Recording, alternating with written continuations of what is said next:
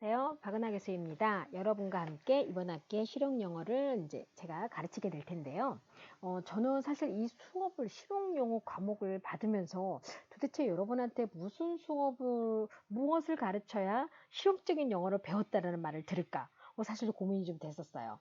그래서 어떻게 할까 고민을 하다가 제가 지금까지 가르쳐 왔던 경험을 바탕으로 했을 경우에 이거를 가르쳤을 때 그래도 사람들이 100이면 한 90명 정도가 정말 실용적이었고요. 정말 도움이 잘 되었습니다. 라고 하는 그런 게 있었어요. 자, 듣기, 말하기, 읽기, 쓰기 중에서 과연 뭐가 제가 가르쳤을 때 가장 실용적이란 말을 들었을까요?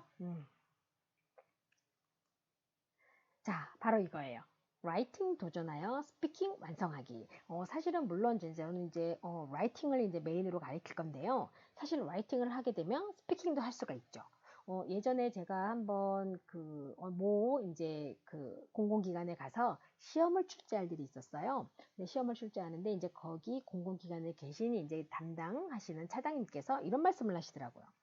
처음에 직원들을 뽑았는데 스피킹을 잘하는 사람을 뽑았더니 영어로 스피킹을 잘하는 사람을 뽑았더니 이메일 쓰기 라이팅이 안 되더라는 거예요. 이거 뭐이지? 하면서 다시 그 다음에 뽑을 때는 라이팅을 잘하는 사람을 뽑았더니 이건 웬일입니까? 스피킹까지 잘하더랍니다. 자, 이게 바로 라이팅의 위력이게 되겠죠. 그래서 우리가 실용 영어로 제가 라이팅을 선택하게 되었습니다.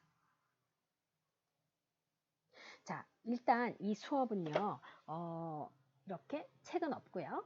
자료는 있습니다. 자, 여러분이 이 자료를 잘 모으셔야 되는데 제가 이제 실제 자료를 캡처를 해놨습니다. 자, 첫 번째 보시면 제가 한글을 드릴 거예요. 우리가 하는 거는 아무래도 잉글리시 라이팅이죠. 한글을 영어로 옮기는 건데요. 자, 이렇게 모르면 단어를 하시면 되고요. 라이팅에서는요, 참 한 가지 여러분, 단어를 모르면 뭐한테 물어보면 될까요? 네이버 사전에 물어보시던지 구글 사전에 물어보시면 되겠습니다. 사전을 활용하시면 돼요. 어휘를 모를 때는. 그리고 답은 이렇게 있죠. 자, 그런데 이 라이팅을 할 때 제가 늘 하는 말이 있어요. 단어를 모르는 건 문제가 안 된다.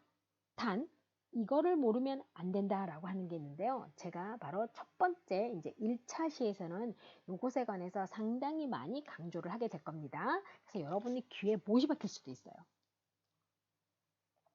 저 누군지 아실까요? 목소리하고 얼굴하고 어울려요? 네, 저는 이번 학기에 여러분을 가르치게 될 박은하 교수입니다. 저는 사실 이번 학기에 2020년도 2학기 9월 1일자로 여러분이 있으신 바로 안양대학교에 이제 처음 임용돼서 왔고요. 그 이전에는 사이버 한국외국어대학교에서 이제 전임 교수로 있다가 여기로 왔는데요. 이거는 이제 제가 거기서 그 대학원생들을 대상으로 학위 논문 작성하는 거랑 그 다음에 통계를 어떻게 풀어야 되는지에 관련된 내용들을 제가 이제 특강하던 모습인데 사실은 우리가 온라인 수업이다 보니까 얼굴을 모르잖아요. 그리고 또 우리가 실시간 수업이 아니니까. 그래서 그래도 여러분들이 이 목소리 주인공이 누구냐 하고 좀 알고 있는 정도는 좋을 것 같아서 제가 또 사진을 넣었습니다. 그리고 저는 사실 사이버 외대에서 일하기 전에는 또 뭐 다른 대학교에서도 몇 군데 또 일을 했고, 그리고 또 그와 동시에 강남에 있는 파고다 어학원에서 라이팅을 또 제가 한 거의 10년 동안 가르쳤었어요. 그래서 제가 그래도 가장 실용적이다라는 말을 들었던 것이 바로 라이팅이었어요. 그래서 제가 이제 실용 영어라는 과목에 라이팅을 준비를 하게 된 겁니다.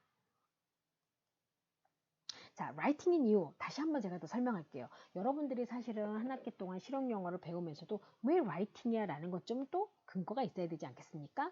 사실 많은 이유가 있어요. 그렇지만 그 중에서도 제가 두 가지를 일단 꼽았습니다. 문장 구조를 알게 됐기 때문에 다른 기술, 즉 여기서 말하는 기술은요. 듣기, 말하기, 읽기, 바로 여기에 있는 쓰기가 되는 겁니다. 그래서 사실은 연구들도 많아요. 라이팅을 잘하면 스피킹을 잘하더라. 라이팅을 잘하니까 리딩을 잘하더라 라고 하는 학자들이 연구해 놓은 결과들도 너무너무 많고요. 근데 사실은 제 자신도 마찬가지예요. 라이팅을 전공을 하고 그리고 박사 논문도 라이팅을 전공을 했고 또 영어로 논문을 쓰면서 라이팅을 확실히 하다 보니까 리딩도 많이 도움이 되고 말하기도 확실히 도움이 돼요. 왜냐하면요. 라이팅을 하려면 제가 아까 강조하게 될 거라고 하는 그게 필요하거든요. 그런데 사실은 스피킹을 할 때도요. 그 순서대로만 말하면 되거든요. 자, 그 다음에 취업 후 이메일을 통한 업무에 대해서 준비를 할 수가 있어요. 취업 후가 중요해요. 여러분, 사실은 영어는 우리가 취업하고 나서도 사용할 수 있어야 되는데, 특히 이제 회사에 들어가다 보면 이메일 쓰기를 많이 해요. 사실 이 이메일 쓰기는요, 제가 예전에 있었던, 예전에 이제 그 가르쳤던 분들은 되게 유명한 글로벌 회사였어요. 여러분 혹시 우리 이제 뭐 대학생 됐으니까 담배 피우고 있는 학생들도 있을 텐데, 더닉이라고 하는 담배를 만드는 브리티시 어메리칸 토바코라고 하는 회사에서 제가 이제 라이팅을 한 2년 정도 가르쳤었어요. 그런데 그분들이 라이팅을 배운 이유가 있습니다. 바로 뭡니까? 이메일을 써야 되거든요. 왜냐하면 그게 글로벌 회사다 보니까 총 회장님이 영국에 계세요. 그래서 이렇게 이메일을 쓸 수 있어야 되고, 그러니까 주고받는 거죠. 다 영어로. 그러다 보니까 라이팅이 필요하게 되는 건 거죠. 그래서 여러분들은 정말 한 학기 동안 실용적인 영어를 배우시게 될 겁니다. 자, 그럼 이제 한번 볼게요. 영작을 해보신 적이 있어요, 여러분? 한번 잘 생각해 보세요. 영작. 자, 제가 말하는 건 영작. 우리 한글로 된 거는 뭐 너무도 많이 하고 있죠. 자, 그럼 영작 해본 적 있는지 한번 생각해 보시고. 근데 없다고 하면 안 돼요. 다 있어요. 왜요? 우리나라 중학교, 고등학교 교과서 구성이 영작도 들어가 있거든요. 라이팅이 들어가 있어요. 그래서 여러분들은 사실은 다 해본 건 맞습니다. 그런데 이제 우리가 영작을 하면 거창하게 생각을 하고 막 에세이 한 편을 써야 돼. 이게 아니라 짧은 문장을 쓰는 것도 영작이거든요. 자, 그리고 자, 해본 적 있다면 해본 적 있죠? 또 만약 영작을 한다면 제일 먼저 뭐를 썼던 것 같아요? 잘 한번 되돌려 보세요, 여러분. 제일 먼저 내가 뭐를 썼던 것 같아요? 자, 제일 먼저 내가 쓴 것. 여러분 이거 생각하셨을 것 같아요. 주어. 당연히 주어를 쓰게 되죠. 우리가 뭐부터 쓰지? 라고 고민하면서 제일 먼저 주어를 쓰게 되는 거죠.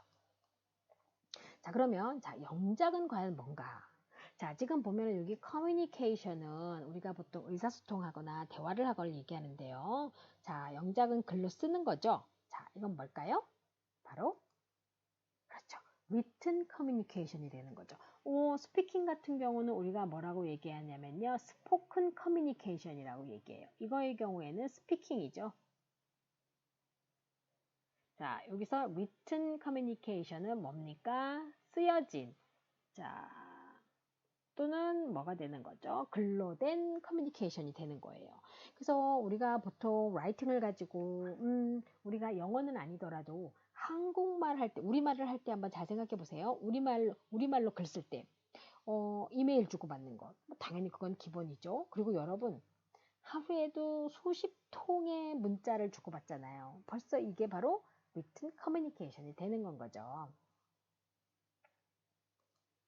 자, 그러면 이제 한번 아래 문장들 한번 볼게요.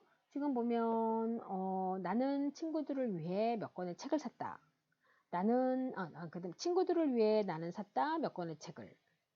샀다 몇 권의 책을 나는 친구들을 위해. 몇 권의 책을 나는 샀다 친구들을 위해. 이게 문장이 지금 보니까 같은 말인데 지금 네 개가 있단 말이에요. 그쵸?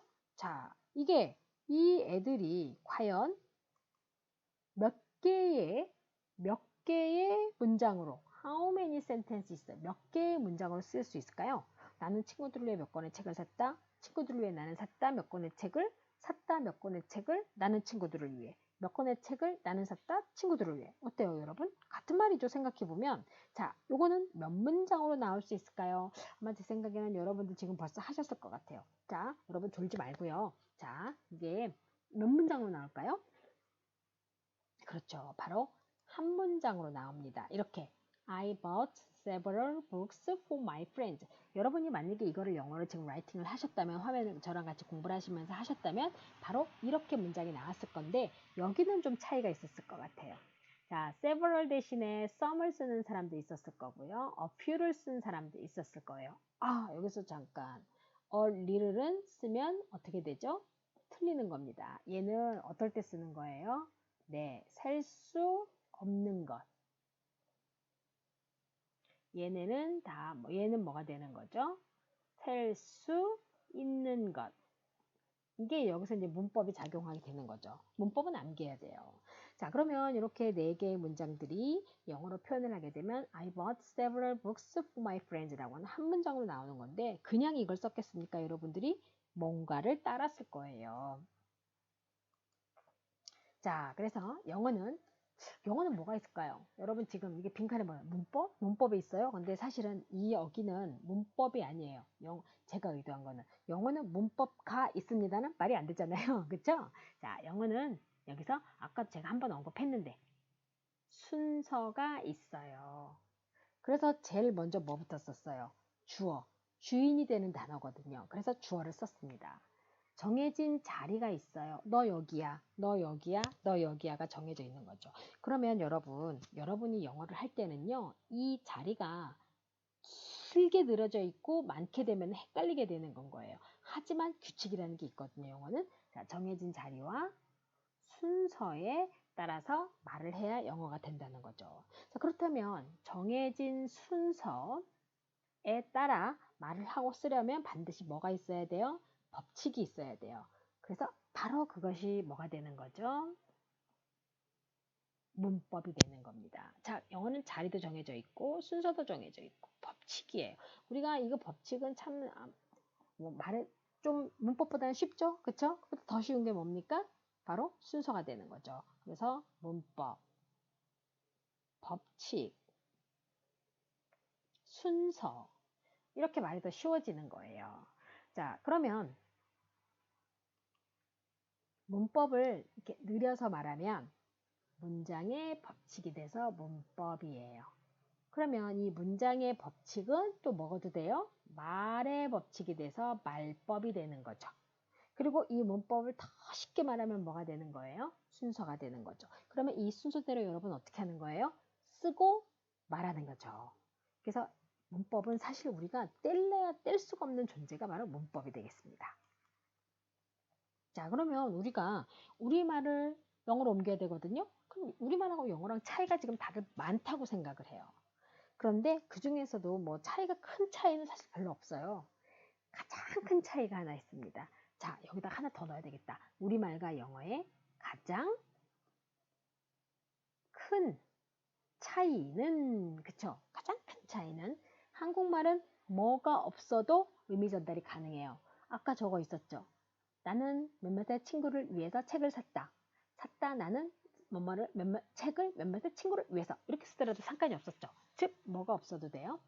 네, 바로 순서가 없이 말하더라도 의미 전달이 가능하지만 영어는 정해진 뭐에 따라 하는 거죠? 그렇죠. 순서에 따라 말을 해야 된다는 거죠. 순서 중요해요. 이 순서가 틀리면 문장이 틀린 거예요. 그래서 사실은 여러분들이 리딩을 할 때도 순서대로 하시는 거고, 그리고 토익 시험을 볼 때도 여러분들이 사실은 이 순서에 따라서 답을 써야 되는 경우도 상당히 많답니다. 그래서 저는 사실 소망하는 게 있다면 여러분들이 이 라이팅 수업을 하시고 난 다음에는 토익 시험도 좀 잘 보실 수 있고, 특히 리스닝 같은 것도 잘 하시고요. 리딩도 좀 잘 하시고 그랬으면 좋겠습니다. 자, 다시 말하면요. 여러분이 문법을 외우는 것은 말의 순서를 외우는 거예요. 그죠? 문장을 외우는 것은 문법을 외우는 거예요. 그래서 글을 쓰는 것은 법칙에 따라 써주면 뭐가 되는 거죠? 자, 글을 썼어요. 법칙에 따라 썼어요. 그러면 뭐가 완성되는 거예요? 그렇죠. 바로 센텐스가 완성이 되는 겁니다. 그래서 우리가 문법이 아주 중요하다는 거죠. 자, 그러면 센텐스를 만들기 위해서 그러면 주어도 들어간다고 얘기를 했고, 그러면 거기 센텐스를 만들기 위한 요소가 필요하잖아요. 그 요소가 뭘까요, 여러분? 단어겠죠. 그죠? 그 요소는 단어. 주어 자리에도 단어가 들어가고, 동사 자리에도 단어가 들어가고, 목적어 자리에도 단어가 들어가고, 뭐 이렇게 해야 될 거란 말이죠. 자, 센텐스를 만들기에 필요한 요소들은 무엇일까요? 고민 많네요, 이 화이트맨이. 자, 무엇일까요, 여러분? 여러분도 한번 같이 고민해보죠. 자, 센텐스를 만들기 위한 최소 단위, 즉, 자, 혹시 품사라고 들어보셨어요, 여러분? 특히 우리는 팔품사라고 하죠. 그쵸? 네, 팔품사. 생각날 것 같아요. 네. 자, 말해볼까요? 뭡니까? 명사, 대명사, 동사, 형용사, 부사, 전치사, 접속사, 감탄사.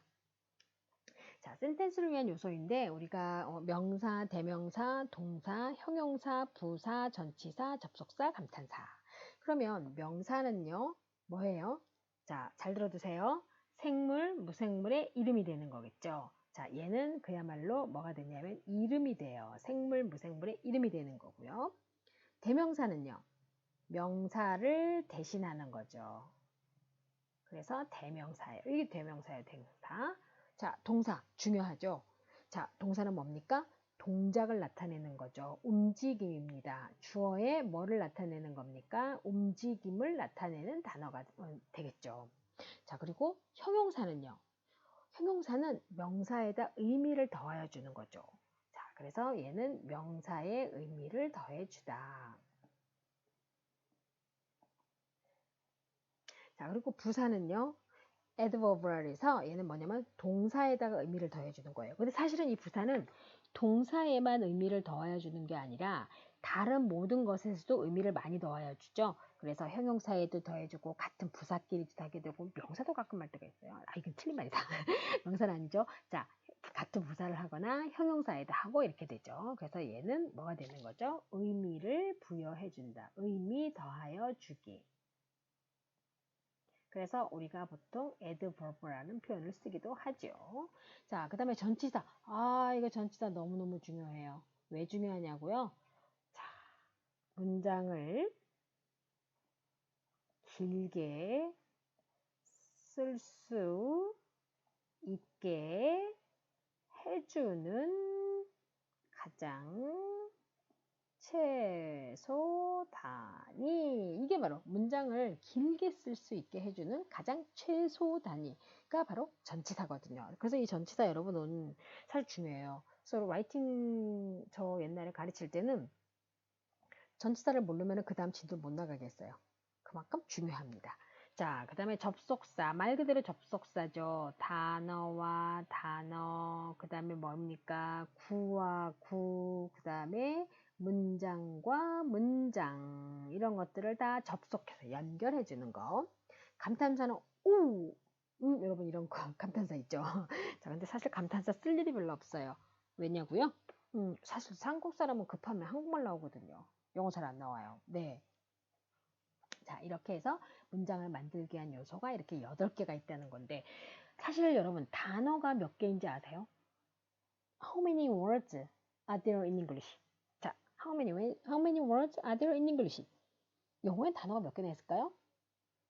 지금 몇 개라고 말하는 사람들은 다 틀렸어요. 우리 몇 개인지 몰라요. 단 학자들이 이렇게 많은 단어를 우리가 그냥 할 수는 없으니까 좀 구분을 해보자 라고 해서 고민해서 만들었던 게 바로 팔품사가 되는 거예요. 그래서 우리는 이 팔품사를 뭐 잘해봤자 영어 못한다고 하는데 아니에요. 팔품사가요 아주 중요하죠. 왜? 이 단어들이 센텐스를 위한 자리에 들어가야 되거든요. 자, 그러면 how many? 라고 제가 물어봤어요. 몇 개의 자리들이 있는 걸까요? 자리가 몇 개나 있는 걸까요? 바로 하나, 둘, 셋, 넷. 주어 자리, 동사 자리, 목적어 자리, 보호 자리에 이렇게 들어가는 건 거죠. 그러면 예를 들어서 주어 자리에 들어가는 것도 팔품사 중에서 뭔가 들어갈 거고요. 동사 자리에도 팔품사 중에서 무언가가 들어갈 거고요. 그리고 목적어 자리에도 팔품사 중에서 무언가가 들어갈 거고요. 보호 자리에도 팔품사 중에서 무언가가 들어갈 거예요. 자, 그러면 뭐 예를 들어서 명사, 대명사, 형용사 했을 경우에 주어 자리에는 보통 8개 중에서 명사가 들어가거나 대명사가 들어간다고 볼 수 있겠고 또 동사 자리에는 자, 그럼 이제 팔품사 중에서 주어 자리에는 명사랑 뭐가 되는 거죠? 대명사가 들어갈 수 있고요. 동사 자리에는 동사가 들어가면 되겠죠. 팔품사 중에서. 물론 이제 동사가 좀 더 세부적으로 들어가면 뭐가 있습니까? 뭐 일반 동사란 말도 쓰게 되고요. 조동사란 말도 쓰게 되고요. 또는 비동사란 말도 쓰게 되고요. 자, 그 다음에 목적어의 경우에는 또 뭘 쓸까요? 얘는 주어랑 많이 비슷하게 돌아요. 명사랑 대명사가 있죠. 자, 보어는요. 자, 얘는 말 그대로요. 보충 설명해주는 단어예요. 얘 같은 경우는 명사도 가능하고요. 대명사도 가능하고요. 그 다음에 또 뭐도 가능할까요? 형용사도 가능해요.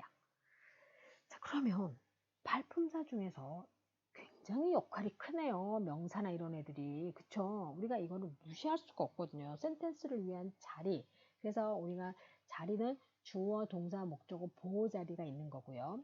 그리고 수많은 단어들을 갖다가 캐테고라이즈를 해놨어요. 구분을 해놓은 것이 바로 뭐가 되는 거죠? 팔품사가 되는 거예요. 팔품사는 자, 명사의 역할, 형용사의 역할에 따라서 자리가 달라지게 되거든요. 즉, 우리가 이렇게 자리를 학습하는 것도 결국은 뭐와 관련된 거예요? 바로 문법 규칙과 관련이 된 겁니다. 사실 자리학습, 제가 말이 굉장히 쉬우라고 자리학습이라는 단어를 쓰게 되는 건 거죠. 그래서 여러분들이 이렇게 센텐스를 위한 자리를 알아두는 거 정말 중요하다고 할 수가 있겠죠.